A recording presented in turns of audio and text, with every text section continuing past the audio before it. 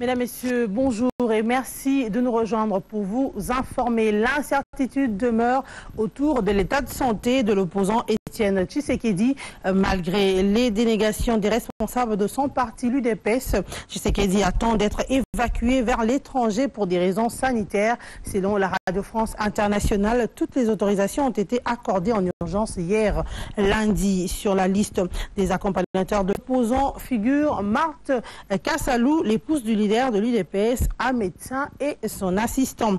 On peut décrire son état actuel comme un patient asthénique avec perte de force, de difficulté de marcher seul, une nécessité de chaise roulante, des paramètres hémodynamiques stables, un état cardio-respiratoire normal et une diabète de type 2. Mais pour le secrétaire général de l'UDPS, Bruno Mavungu, le président national de l'UDPS, se prépare au contraire à effectuer très prochainement une tournée politique en Europe. Suivez ce reportage.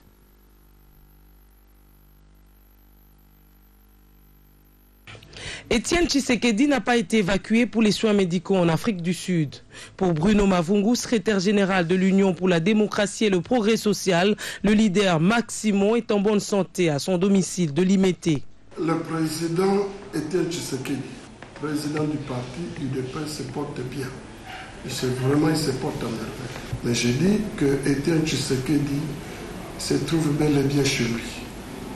Même quand on dit qu'on aurait à affréter un avion médicalisé, non, il est chez lui. Le secrétaire général de l'UDPS renseigne plutôt qu'Étienne Tshisekedi devrait voyager le dimanche 10 août en Europe pour des raisons politiques et non pour les soins médicaux, voyage qu'il a décalé. Étienne Tshisekedi devrait voyager le 10 août. Donc hier, il devrait prendre son avion. Parce que là, ça ne se cache pas. Il y a des papiers qu'on est bien obligé de prendre dans certaines administrations. Donc, ils étaient très bien informés que Étienne Tshisekedi voyageait le dimanche. Depuis samedi, il s'est décidé de recaler le voyage. Bruno Mavungu a également démenti l'information sur l'internement de Étienne Tshisekedi à Mulumba au centre hospitalier de Monkole. Mais une source crédible contactée sur place au centre Monkole, commune de Mongafula à Kinshasa, a confirmé que le numéro 1 de l'UDPS est bel et bien pris en charge médicalement dans cet hôpital. Wait and see, disent les Anglais. Et puis ce démenti de l'abbé Apollinaire Malou Malou, accusé d'être aux arrêts.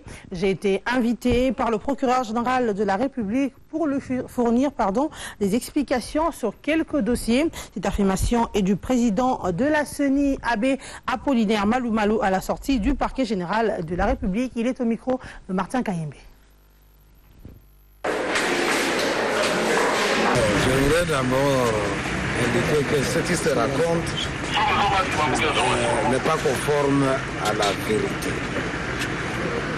Je n'ai pas été arrêté par le procureur général de la République. Je suis venu ici sur invitation du parquet général de la République pour répondre à certaines préoccupations.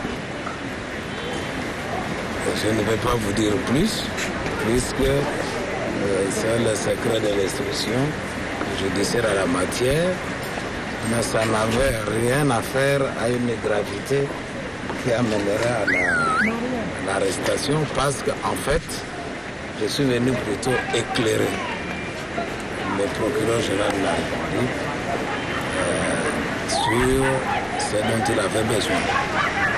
Et j'ai rencontré un inspecteur du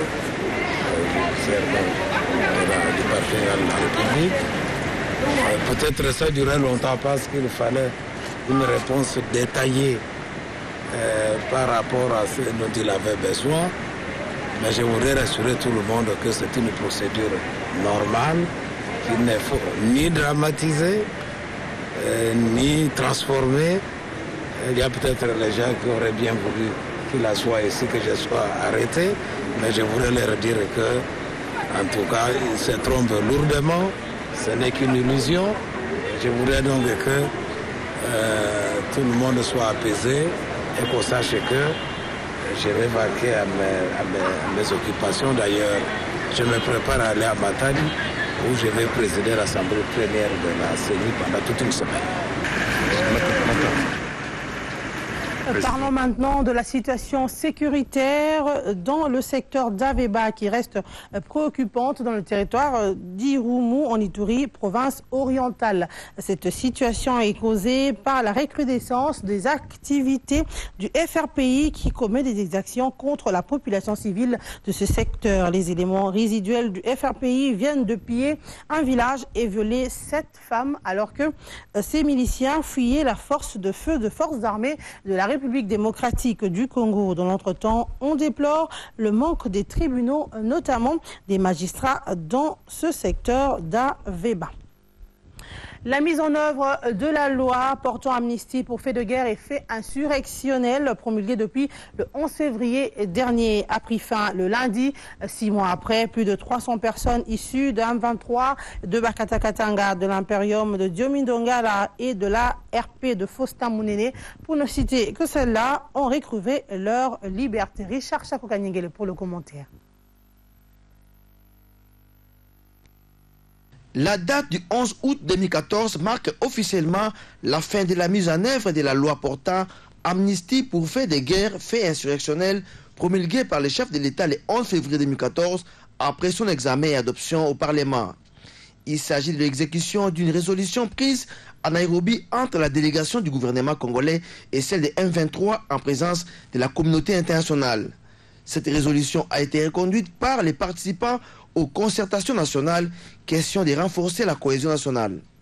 Ainsi, plus de 300 personnes incarcérées dans différentes prisons du pays et d'autres non arrêtées et enfouies en dehors du pays, particulièrement ceux appartenant au mouvement du 23 mars, M23, ont recouvré leur liberté. Ceci après avoir rempli la fiche d'engagement de ne plus poser les mêmes actes qui leur étaient reprochés. Au nombre des bénéficiaires de la loi d'amnistie figuraient ceux qui ont attaqué la résidence du chef de l'État le 27 février 2011, les membres de Bundu Dia Congo, du mouvement du 23 mars, de l'ARP de Faustin Mounene, des GALCD et Brebis de Jericho de Honoré Ngbanda, de Bakata Katanga, de Roger Lumbala et John Chibangu, de UFRC de Bagaya Mukwe, de l'Imperium de Diomindongala, du lieutenant-colonel Hilaire Paluku, pour ne citer que ceux-là. Cependant, à l'expiration de la mise en œuvre de cette loi, beaucoup de personnes concernées par l'amnistie s'étonnent de continuer à croupir dans les geôles alors qu'ils ont déjà signé l'acte d'engagement. Une autre opinion note que ceux qui ont bénéficié de cette loi ne sont pas ceux que le public attendait voir recouvrer leur liberté. Du côté du gouvernement, on joue à l'apaisement. Lambert Mende, porte-parole du gouvernement, précise que tous ceux qui ont signé ces documents devront recouvrer leur liberté. Mais sachez aussi que le chef du gouvernement a été assuré de la mise sur flot au mois d'octobre prochain du plus grand bateau de la RDC ITB Kokolo, assurance donnée par le numéro 1 de l'ex-ONATRA. Matata Ponyo s'est également rendu à l'aéroport d'Ondjili pour constater l'avancement des travaux de construction du nouvel aérogare et de la tour de contrôle. Le point avec Bibiche Mouzeke Matete. Cette visite s'est voulue un suivi évaluation des actions appuyées ou mieux financées par le gouvernement. Matata Ponyo s'est d'abord rendu au chantier naval de l'ONATRA où il a reçu les explications du numéro 1 de cette entreprise sur l'avancement de la réhabilitation de l'ITB Colonel Kokolo. Ce bâtiment d'une capacité de 2800 passagers en aval et 1500 en amont avec 4 barges sera mis à flot en octobre prochain. Les essais qui ont été effectués en présence du chef du gouvernement se veulent rassurants. Le cortège du Premier ministre s'est ensuite ébranlé vers la Tchangou, plus précisément à l'aéroport de Ndjili. Ici, les travaux de construction de l'aérogare de Ndjili avancent. Le bâtiment prend déjà forme. Les ouvriers et autres ingénieurs s'activent au finissage de la structure primaire du plafond qui sera doublée à la pose des coupe-feux et du carrelage. La salle de transit des bagages est elle aussi en plein aménagement. Le Premier ministre a reçu des assurances quant au finissage de la tour de contrôle. Du haut de ses 21 mètres, cette tour pourra contrôler les allées et venues des avions qui décollent ou atterrissent et aussi qui survolent le ciel congolais. Bien que l'épidémie d'Ebola n'ait encore fait aucune victime en RDC, Matata Ponyo a voulu se rassurer du processus d'accueil des passagers internationaux par les agences du Programme national de l'hygiène aux frontières. Retenons que la fin de l'année 2014 sera consacrée à l'inauguration des infrastructures de la modernité. Toujours du côté de l'exécutif, une équipe de médecins épidémiologiques sera bientôt constituée et envoyée pour apporter son expertise dans la lutte contre l'Ebola dans le pays affecté par cette fièvre hémorragique. La décision a été prise par le chef de l'État, Joseph Kabila Kabange, et transmise au directeur général de l'INRB, Mouyembe Tamfoum, par le chef du gouvernement, Matata Ponyo. Cette équipe sera prise en charge par la présidence de la République. Un dépôt des marchandises appartenant aux ressortissants chinois a pris feu cet avant-midi de lundi. Ce sinistre a eu lieu au numéro 4316 de l'avenue Progrès au quartier Bon Marché dans la commune de Barumbu. Le mauvais raccordement des fils électriques serait la cause de cet incendie. Neftali Bamoutala, Baudrimata et Patrick Pezozanetti.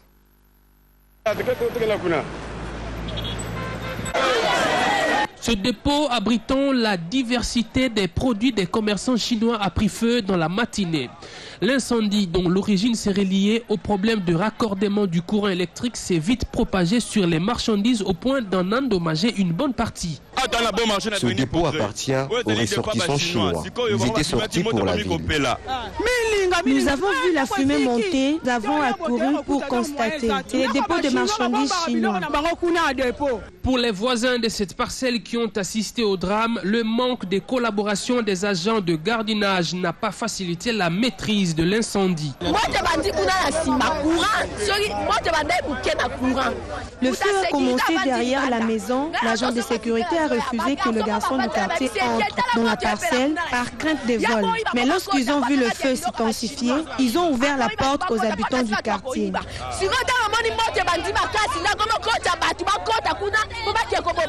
Qu'à cela ne tienne, le déploiement du véhicule anti-incendie de l'hôtel de ville puis d'un autre service en appui a pu finalement maîtriser la situation. D'énormes pertes et dégâts matériels sont enregistrés. Tout à fait autre chose, célébration ce 12 août de la journée mondiale de la jeunesse. Pour cette 29e célébration, l'accent est mis sur le thème les jeunes et la santé mentale. En effet, pour les Nations Unies, les jeunes souffrant des problèmes de santé mentale sont souvent discriminés et stigmatisés, ce qui peut entraîner un sentiment d'exclusion et de décourager à demander de l'aide par peur d'être jugés. Le choix de ce thème vise à sensibiliser sur ce sujet sociétal d'importance et met à l'honneur des jeunes et courageuses personnes qui ont choisi de témoigner des épreuves et défis auxquels elles font face. Actualité sportive à présent, plus de 120 000 $ seront affectés au financement des travaux de construction du stade Kashala Bonzola. Cette bagatelle est la contribution des opérateurs économiques œuvrant dans le secteur de diamants au Kasaï oriental. Une partie de cet argent a été remise dernièrement au gouverneur Alphonse Ngoï Kassanji. On fait le point avec Martin Mouzimbi Kapenga.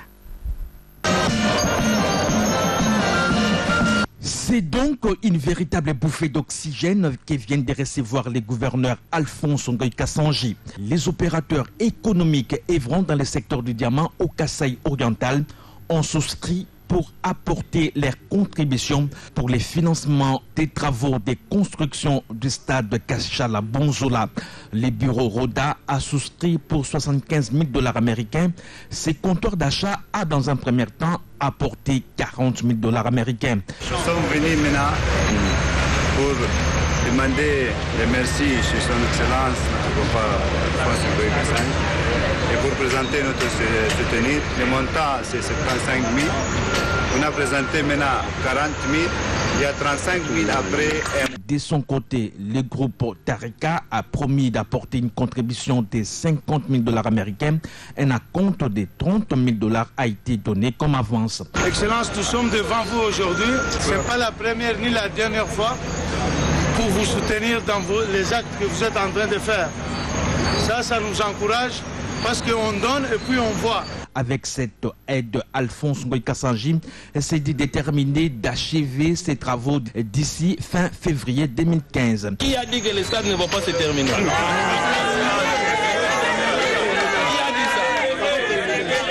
Avec le soutien que j'ai ici, voilà les véritables patrons, les gens qui se respectent, qui ne parlent pas seulement pour parler, à la radio, à la télévision, mais nous voulons voir ce que vous dites là en œuvre. Tout compte fait, les travaux de construction du stade de Kachala-Bonzola avancent à pas de géant.